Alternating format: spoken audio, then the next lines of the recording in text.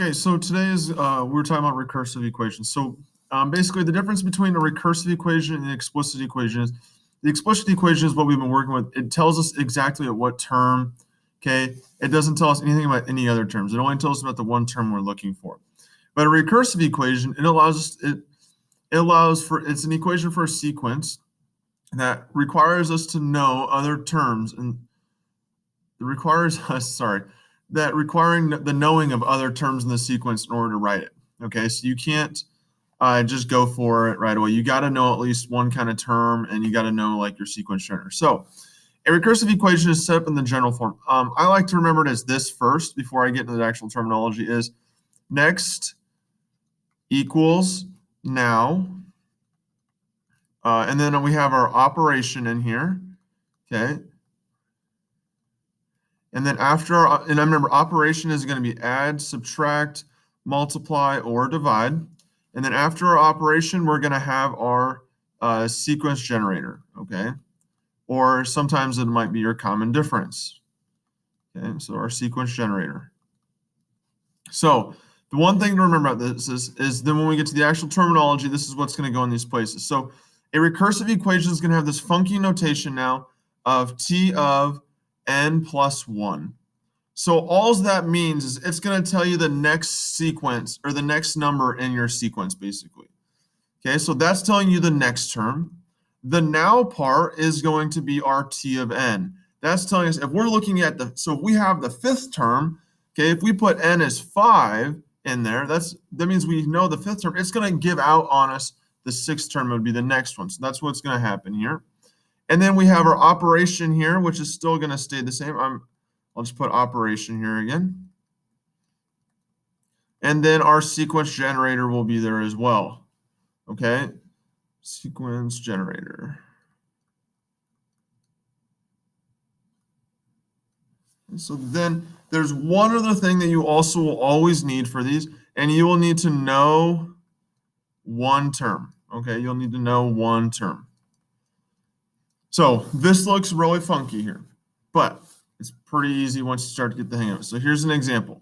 So I'm going to go ahead and do an example here over on the right-hand side. So an example here is, let's say we have the sequence. Let's say we have one is 3, 5, 7, 9, and so on and so forth. Okay. So in order to write the recursive equation, you have to tell which term, or you have to first find the sequence generator, basically. So we are plussing 2 here each time. So plussing 2. Okay.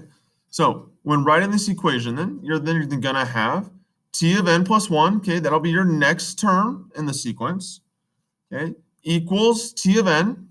So that's always going to be there in the equation, no matter what, for a recursive equation. That's always going to be there. And then we're going to have our operation, which we said we were adding to. So we're going to say plus, and then our sequence generator here, which was our common difference, is 2.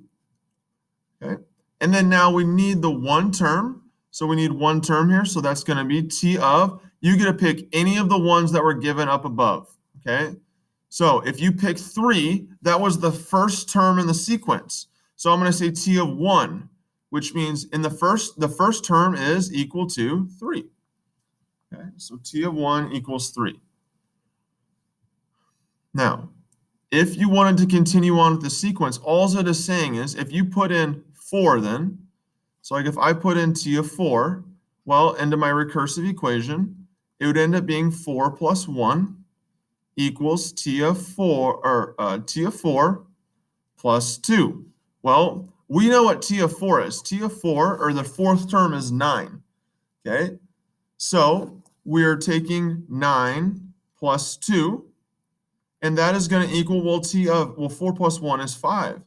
So our fifth term is 9 plus 2, which is then just T of 5 equals 11.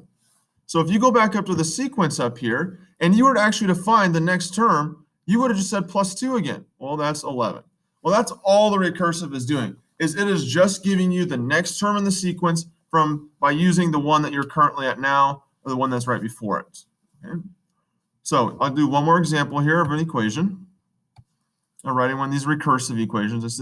The other ones that we've been writing have been explicit. These are recursive. So let's go with this. Let's go with 6, 1, -4, -9, and so on and so forth. Okay, so here's example number 2. So to write this recursive equation, if you want to try and pause the video and try it out, you can. Otherwise, you'll have some more examples to do. So remember, we're writing the recursive. So it's going to start off with t of n plus 1. That's where we want to be the next term. We want the next term in the sequence. We're going to say t of n plus 1 equals t of n. So that's where we are at now in the sequence. And then our operation here, well, now we need to figure out what is our sequence generator or whatever like that. So 6 to 1 is -5. 1 to -4 is -5, and so on and so forth. So we're minusing 5 every single time. So my operation is going to be minus, and then my generator is going to be 5. Now, I need to write a number that's in the sequence. So I got to give one this, I got to know where to start at, or I got to at least know one of these numbers in the sequence. I always like to write the first term. So my first term that I have is 6. So my first term, so t of 1 equals 6. Now, do you have to write the first term? No. You could put t of 2 equals 1 instead. That will work as well. So now my next question would be, what if I wanted to find t of 5? Okay. What if I wanted to find the next term in the sequence after what was listed? Well, you would use your equation, okay, to help you find this. So we are currently at number 4. So we have term 4 here. To find the next term is going to be 5. So we're just going to use our recursive equation because it just tells us the next term in the sequence from where you're at, where you previously were at. So we're going to do t of 4. We're going to try and find the 5th term, but we got to use the 4th one. So we're going to use where we're currently at. So t of 4 plus 1 equals t of 4 minus 5. Okay, so that means t of 4 plus 1, that's t of 5. That's the one we're looking for. The 5th term equals, well, what was t of 4? Well, our 4th term was -9. So I'm going to put -9 in there, and then minus 5. So t of 5 is going to equal -14. So there is the next term in the sequence. Okay, -14. All right. So it basically tells you how to get to the next term. And if you didn't have any of these, this t of 1 equals 6 or t of 2 or whatever equals 1, that would help you out in finding the next term because that's where you would start at. Your first term would be 6. Then to get the second term, you would put 1 in, for n to get t of 2, and so on and so forth. And we will practice that in the coming days. If you have any questions, please let me know.